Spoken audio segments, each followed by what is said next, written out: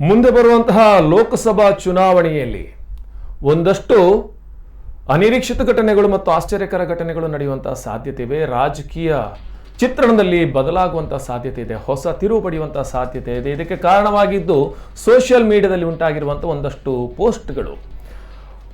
ಉಡುಪಿಯ ಪಡುಬಿದ್ರೆಯ ಯುವಕ ಕಟ್ಟರ್ ರಾಷ್ಟ್ರೀಯವಾದಿ ಈತ ಈಗಾಗಲೇ ಸಾಕಷ್ಟು ಸಮಾಜ ಸೇವೆ ಮೂಲಕ ಗುರುತಿಸಿಕೊಂಡವರು.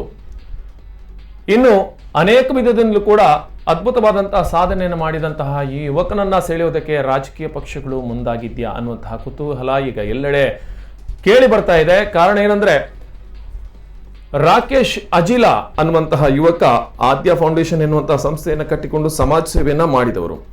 ಜೊತೆಗೆ ಬೇರೆ ಬೇರೆ ಕ್ಷೇತ್ರಗಳು ಕೂಡ ಪರಿಣತಿಯನ್ನು ಹೊಂದಿದವರು. ಈಗ ಸದ್ಯ ಬಂದಿರುವ ಮಾಹಿತಿ ಪ್ರಕಾರ ರಾಕೇಶ್ ಅಜಿಲಾ ಪರ ಸೋಷಿಯಲ್ ಮೀಡಿಯಾದಲ್ಲಿ ಸಾಕಷ್ಟು ಬ್ಯಾಟಿಂಗ್ ನಡೀತಾ ಇದೆ. ಇವರು ಮುಂದಿನ ಲೋಕಸಭಾ ಚುನಾವಣೆಯಲ್ಲಿ ಅಭ್ಯರ್ಥಿ ಆಗಬೇಕು ಅನ್ನುವಂತಹ ಕೂಗು ಕೇಳಿ ಬರ್ತಾ ಇದೆ. ಇಷ್ಟೇ ಅಲ್ಲದೆ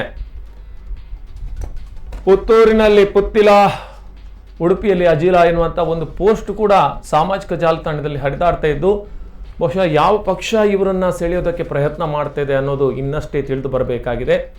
ಆದರೆ ಮೇಲ್ನೋಟಕ್ಕೆ ನೋಡಿದರೆ ರಾಷ್ಟ್ರೀಯವಾದಿಯಾಗಿರೋದ್ರಿಂದ ಬಹುಶಃ ಆ ಸಿದ್ಧಾಂತವನ್ನೇ ನೆಚ್ಚಿದಂತಹ ಪಕ್ಷ ಇವರನ್ನು ಸೆಳೆಯುವ ಸಾಧ್ಯತೆ ಇದೆಯಾ? ಕಾರಣ ಏನಂದ್ರೆ, ವಿದ್ಯಾವಂತರಾಗಿ ಸಾಕಷ್ಟು ಸಾಮಾಜಿಕ ಕ್ಷೇತ್ರಗಳಲ್ಲಿ ತನ್ನನ್ನು ತೊಡಗಿಸಿಕೊಂಡಿರುವಂತಹ ರಾಕೇಶ್ ಅಜಿಲಾ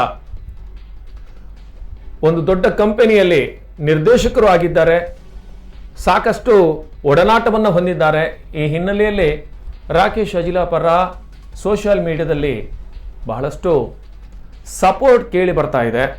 ಆದರೆ ಅವರನ್ನು ಸ್ವತಃ ಮಾತಾಡಿಸುವಂಥ ಪ್ರಯತ್ನವನ್ನು ಮಾಡಿದ್ದೇವೆ, ಆದರೆ ಸದ್ಯಕ್ಕೆ ಅವರು ಯಾವುದೇ ಉತ್ತರವನ್ನು ನೀಡ್ತಾ ಇಲ್ಲ. ಈ ಹಿನ್ನೆಲೆಯಲ್ಲಿ ಮುಂಬರುವ ಲೋಕಸಭಾ ಚುನಾವಣೆಯಲ್ಲಿ ಉಡುಪಿಯಲ್ಲಿ ಹೊಸ ಅಭ್ಯರ್ಥಿ ಕಣಕ್ಕಿಳಿಯುವ ಸಾಧ್ಯತೆ ನಿಚ್ಚಳವಾಗಿದೆ.